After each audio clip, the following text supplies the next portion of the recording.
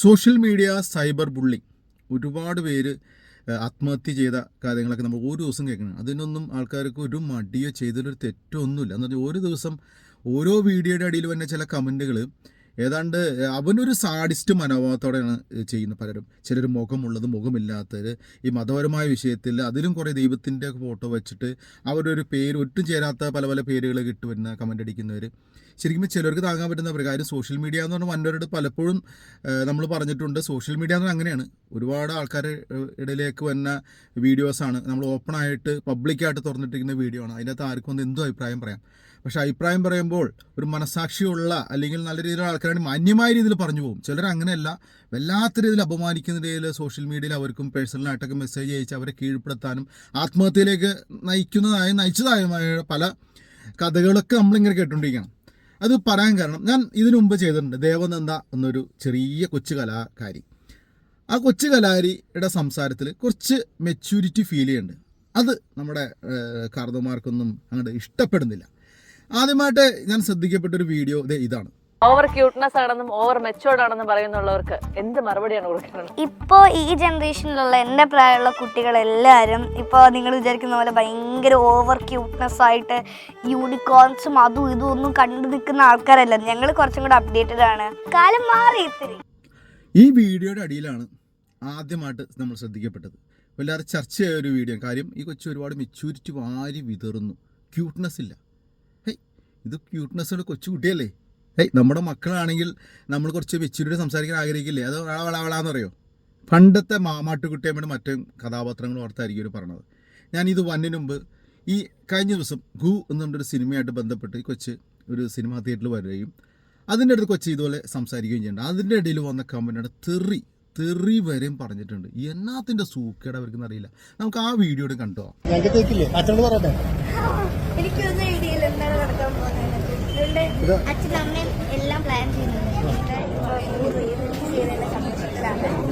അപ്പോൾ ഒത്തിരി ചേട്ടന്മാരും ചേച്ചിമാരും കാണാൻ പറ്റാത്ത എന്ന് പറഞ്ഞുകൊണ്ടാണ് നമ്മൾ പിന്നെ വിളിച്ചത്. അപ്പോൾ എല്ലാവരും കണ്ടെന്ന് പ്രതീക്ഷിക്കുന്നുണ്ട്. കാണാത്ത ഒരാരെങ്കിലും ഉണ്ടെങ്കിൽ ബുക്ക് മൈ ഷോയിൽ അടുത്തുള്ള തിയേറ്ററിൽ തന്നെ പോയി കാണണം. നിങ്ങൾക്ക് എന്തായാലും ഇഷ്ടപ്പെടും. കാരണം ഒരു കോമഡി ഹൊററും ഒരു ഫാമിലി എൻ്റർടൈനറാണ്.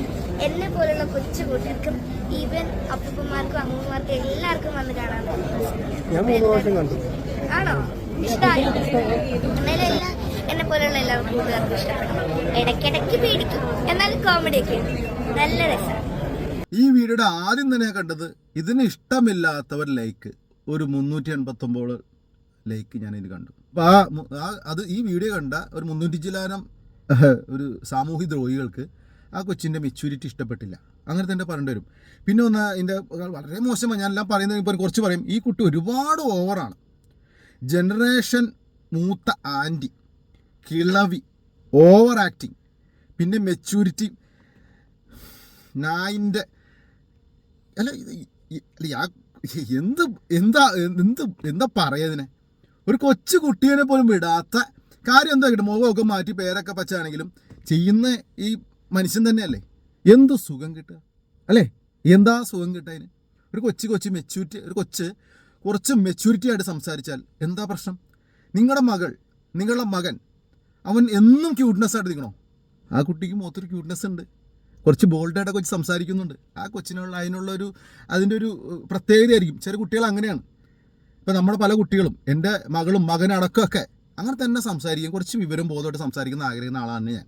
അതുകൊണ്ട് തന്നെ ഞാനിത് ശ്രദ്ധിക്കുന്നത്. കാര്യം ഒരു പ്രത്യേക രീതിയിലായിപ്പോണെന്ന് നമ്മൾ പണ്ട് ഈ മാമാട്ടിക്കുട്ടിയമ്മയുടെ സിനിമയെ കാണുമ്പോൾ, മാമാട്ടിക്കുട്ടിയുടെ സിനിമയെ കണ്ടവർക്കറിയാം ഈ കുട്ടിക്ക് ആ കൊച്ചിൻ്റെ സൗണ്ടല്ല, വേറെ പ്രായമുത്ത ഒരാൾ തന്നെയാണ് സൗണ്ട് കൊടുക്കുന്നത്. ശ്രീചാതം കണ്ടാന്ന് തോന്നുന്നു, പേര് ഓർക്കുന്നില്ല.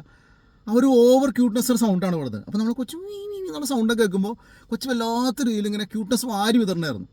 പക്ഷേ ആ കുട്ടികളുടെ ശരി സൗണ്ട് എടുത്ത് ചിലപ്പോൾ കുറച്ച് മെച്യൂരിറ്റി എടുത്ത് തോന്നാം. കാര്യം ഇപ്പോൾ കുട്ടികളൊക്കെ അത്യാവശ്യം മെച്യൂരിറ്റി ആയിട്ട് തന്നെയാണ് വളരുന്നത്. നാച്ചുറാലിറ്റിയാണ് ഇപ്പോഴത്തെ സിനിമയുടെ മെയിനായിട്ട്. ഇപ്പോഴത്തെ ന്യൂ ജനറേഷൻ ഡയറക്ടേഴ്സിനൊക്കെ നാച്ചുറാലിറ്റി മതി. ഓവർ ക്യൂട്ട്നെസ് ഓവർ ഒന്നും വേണ്ട. നിങ്ങളുടെ കയ്യിൽ എന്താ ഉള്ളത് അത് മതി.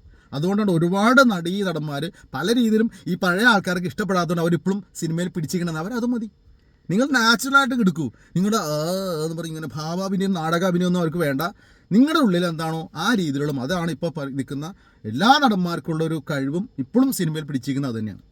അപ്പോൾ അങ്ങനെയുള്ളൊരു ചെറിയൊരു നടിയാണ് ഈ പറഞ്ഞ ദേവനന്ദ. എനിക്ക് ആ കുട്ടിയെ വലിയ ഇഷ്ടമാണ്. എസ്പെഷ്യലി ഈ കുട്ടിയുടെ ഈ ബോൾഡ്നെസ് തന്നെ, കുറച്ച് മെച്യൂരിറ്റിയാണ്. കാര്യം ഞാൻ നേരത്തെ പറഞ്ഞിട്ടുണ്ടത്, ബാഡ് ടച്ചും ഗുഡ് ടച്ചൊക്കെ അറിയണമെങ്കിൽ ഈ കാലത്ത് അറിയാമല്ലോ. കൊച്ചു കുട്ടിയെ ഒരു മാസം തികഞ്ഞ കൊച്ചിനെ വരെ പീഡിപ്പിക്കുന്ന കാലത്ത് തൻ്റെ നിൽക്കുന്ന അങ്കിളും തൻ്റെ അടുത്തേക്കുന്ന മറ്റുള്ള സ്വന്തം ബന്ധം ഒരു ആരും വിശ്വസിക്കാൻ പറ്റാത്ത കാലത്ത് ഇതൊക്കെ അറിയാനും അത്യാവശ്യം ലോകം അറിഞ്ഞിട്ട് ഈ കുട്ടികളായിരിക്കും വളരണം. കുട്ടികൾ ലോകം അറിഞ്ഞ് എന്നെ വളരണം. അല്ല സോഷ്യൽ മീഡിയയിൽ വരെ ചടഞ്ഞിരുന്ന് ഗെയിം മാത്രം കളിച്ചിട്ട് കാര്യമില്ല. അത്യാവശ്യം ലോകവിവരം സംസാരിക്കാനൊക്കെ പഠിച്ചാണ്ടല്ലോ, നല്ല കാര്യം തന്നെ. എനിക്ക് അതാണ് ആ കുട്ടിയുടെ പ്രത്യേക ഇഷ്ടം തോന്നുന്നു. കാര്യം ഇതിൻ്റെ അകത്ത് വേറെ കാര്യങ്ങളുണ്ട്. ഇങ്ങനത്തെ ഒരു കാര്യത്തിന് മതപരമായിട്ട് തിരിച്ചറിയാം. എന്ത് കാര്യത്തിൽ അങ്ങനെയാണല്ലോ, പേര് നോക്കി ആളാരാണ് പറഞ്ഞ ആരാണെന്ന് നോക്കിയിട്ട് പേര് നോക്കി മതപരമായ രീതിയിലൂടെ തിരിച്ചുകൊണ്ടല്ലോ. അങ്ങനെ ഒരു കമൻ്റ് ഉണ്ട്. ഒരു പ്രത്യേക മതക്കാർക്കാണ് ഈ കുട്ടിയെ കാണുമ്പോൾ ഇത്ര സൂക്കേട്. ആ കുട്ടി മാളികപ്പുറം സിനിമയിൽ അഭിനയിച്ചു, അതാണ് ഈ സുഡാപ്പി നായരുടെ കോലാഹലം. എനിക്ക് അങ്ങനെ ഒന്നും തോന്നിയില്ല കേട്ടോ. അഥവാ ഇനിയിപ്പോൾ സുഡാപ്പി ആയിക്കോട്ടെ വേറെന്തിലായിക്കോട്ടെ, ഇവരെ ഒന്നും മനുഷ്യകുലത്തെ പെടുത്താൻ പറ്റില്ല. മതവെറി പിടിച്ച ഒരു കൂട്ടം ആൾക്കാർ അതിനെ ഇനി അതിൻ്റെ ഇടയിൽ കൊന്നിട്ട് മതോട് വാരി വിതറിക്കഴിഞ്ഞാൽ അതൊരു ഉഷാറായി അവിടെ ഇങ്ങനെ കലക്കവെള്ളത്തിൽ ഇങ്ങനെ മീൻ പിടിക്കാം. അതിനുള്ള ശ്രമം എനിക്കറിയാൻ പാടില്ല. ഈ ലോകത്ത് നമ്മുടെ ഒരാൾ മരിച്ചു കഴിഞ്ഞാൽ, ഒരാൾ കൊലപാതകം ചെയ്യാൽ, ഒരാൾ ആത്മഹത്യ ചെയ്താൽ, അങ്ങനെ എന്ത് വിഷയം വന്നാൽ ആദ്യം തന്നെ അവൻ ഏത് മതക്കാരനാണ്, അവൻ ഏതാണ് ജാതി, ഇത് നോക്കിയിട്ടാണ് പിന്നെ അടുത്ത് അവനത് ചെയ്യും, അവൻ അങ്ങനെ ചെയ്യും, ഇവനങ്ങനെ ചെയ്യാം. അങ്ങനെ ഒരു തരം സംഭവം. ഇപ്പോൾ ഉദാഹരണമായിട്ട് അത്തരം ഈ പറഞ്ഞ മത സൗഹാർദ്ദം കേരളത്തിൽ തകർക്കാൻ ഒരു കൂട്ടം ആൾക്കാർ, അത് സുഡാപ്പി ആയിക്കോട്ടെ, സംഖ്യ ആയിക്കോട്ടെ, ക്രിസംഖ്യ ആയിക്കോട്ടെ, അങ്ങനെ ഒരു കൂട്ടം ഇങ്ങനെ പേര് വെച്ച കുറേ മത തീവ്രവാദികൾ ശ്രമിക്കുന്നുണ്ട്. അതിനുള്ള ശ്രമം. അപ്പോൾ നമ്മൾ സാധാരണക്കാരാളിങ്ങനെ ചിന്തിക്കും, ശരിയാണല്ലോ, അങ്ങനെ ഉണ്ടല്ലോ, ഇങ്ങനെ ഉണ്ടല്ലോ, ചിന്തിച്ച് നമ്മുടെ ഇടയിലേക്ക് വെറുപ്പ് ഇങ്ങനെ വാരി വിതറാൻ. അല്ലേ, അതാണ് ഇവർ തന്നെയാണ് ഇതോടെ കൊച്ചുകുട്ടികളുടെ ഇടയിൽ പോയി ഈ പറഞ്ഞ തെറിയും പറയുന്നത്. എന്ത് സുഖം കിട്ടാനെന്ന് എനിക്ക് മനസ്സിലാവുന്നില്ല. എനിക്ക് മനസ്സിലാവാത്തോണ്ട് ചോദിക്കുന്നത്, നിങ്ങളുടെ മകൻ ഇങ്ങനെയൊന്നും നിങ്ങൾ ആഗ്രഹിക്കുന്നില്ലേ? കുറച്ച് മെച്യൂരിറ്റി സംസാരിക്കാൻ ആഗ്രഹിക്കുന്നില്ലേ? ആ കുട്ടിയുടെ മുഖത്ത് വല്ലാത്ത രീതിയിൽ ഭയങ്കര ആൻറ്റി ആയിട്ടോ വലിയ അമ്മച്ചിയായിട്ടോ സംസാരിക്കുന്നുണ്ടോ? ആ കൊച്ചു പറയുന്ന കാര്യം കറക്റ്റായിട്ട് അളന്ന് കൊച്ചു പറയുന്നുണ്ട്. ആ കൊച്ചിൻ്റെ ക്യൂട്ട്നെസ് എല്ലാം പോയിട്ടുണ്ടോ? അവരുടെ മാതാപിതാക്കൾ, അത് ഞാനടക്കമുള്ള ആൾക്കാർ, എൻ്റെ മക്കളിൽ ആഗ്രഹിക്കുന്നത് കുറച്ച് മെച്യൂരിറ്റി വേണം. അപ്പോൾ കൊച്ചു മെച്യൂരിറ്റി ആയിട്ട് സംസാരിക്കൽ എന്താ തെറ്റ്? അത്യാവശ്യം അത് ഒരുപാട് ആൾക്കാർ എൻ്റെ ഇടയിലുള്ളതും പലരും ആയ ആൾക്കാർ, കുട്ടികളൊക്കെ അങ്ങനെ വളരെ സ്ഫുടിതമായിട്ട് സംസാരിക്കുന്ന ആൾക്കാരുണ്ട്. അല്ലെങ്കിൽ റിയാലിറ്റി ഷോയിലൊക്കെ കുട്ടികൾ വളരെ ബോൾഡായിട്ട് സംസാരിക്കുന്ന നമ്മൾ അത്ഭുതത്തിൽ കണ്ടിരുന്നിട്ടില്ലേ? അതിൻ്റെ അടിയിലും വന്നിട്ടുണ്ടാവാം, നമ്മൾ ശ്രദ്ധിച്ചിട്ടില്ല. കുട്ടികൾ ഇച്ചിരി കാര്യമൊക്കെ അറിഞ്ഞ് സംസാരിച്ച് കുറച്ച് ചെറുപ്പം പോലെ ഇതൊക്കെ ശ്രദ്ധിക്കുന്ന, ആനുകാലിക പരിസരങ്ങളെ ശ്രദ്ധിക്കുന്ന കുട്ടികൾ ഒരുപാടുണ്ട്. അവരിത് പറയുന്നതിൽ എന്താ തെറ്റുള്ളത്? അതിന് പോസിറ്റീവായിട്ടല്ലേ എടുക്കേണ്ടത്, അല്ലാതെ ഇതൊന്നും വേണ്ട. ഇനിയിപ്പോൾ ഇത് കുട്ടിയുടെ കൂൾനെസ് എനിക്ക് കണ്ടില്ല, കൊച്ചു കൂടുതൽ മെച്യൂരിറ്റിയുടെ അനുഭവപ്പെട്ടെങ്കിൽ അതിന് വിട്ടുകളയാം. ഒരു കൊച്ചു കുട്ടിയാണ് കണ്ടൂടെ, ഒരു കൊച്ചു കുട്ടിയെ പോലും വിടാത്ത ആൾക്കാർ എന്നിട്ടാണ് ന്യായീകരിക്കാൻ വന്നത്. എന്തിന്? വലുതായിട്ട് പോലും ബോധം വെളിവില്ല. അതുകൊണ്ടുള്ള ആ രാജ്യത്ത് പല വിഷയങ്ങൾ നടക്കണം. ഈ മതപരമായ രീതിയിലൊക്കെ ചർച്ചകളും കൊലപാതകങ്ങളും പ്രശ്നങ്ങളും ആര് പറഞ്ഞിട്ടാണ്? എല്ലാവരും പറഞ്ഞു കേട്ടിട്ട് ഒരു മെച്യൂരിറ്റി ഇല്ലാണ്ട് പെരുമാറുന്ന കാർന്നവന്മാരൊക്കെ നല്ല എത്രയോ നല്ലതാണ് ഈ കൊച്ചുകുട്ടികൾ, മെച്യൂരിറ്റി കൊച്ചുകുട്ടികളല്ല, കുട്ടികൾ ഏതായാലും പെണ്ണായാലും ആണായാലും മെച്യൂരിറ്റിയോടെ തന്നെ വളരട്ടെ. ഈ കാലം അങ്ങനെയാണ് പോയിക്കൊണ്ടിരിക്കുന്നത്. മെച്യൂരിറ്റിയോടെ വളർത്തിയെടുക്കാൻ തന്നെയാണ് കുട്ടികളെ നമ്മൾ ശ്രദ്ധിക്കേണ്ടത്. അല്ലാതെ വെറുതെ ഈ പറഞ്ഞ അമൂൽ ബേബിനെ പോലെ വളർത്തിയിട്ട് കാര്യമില്ലല്ലോ. അതല്ലേ ശരി.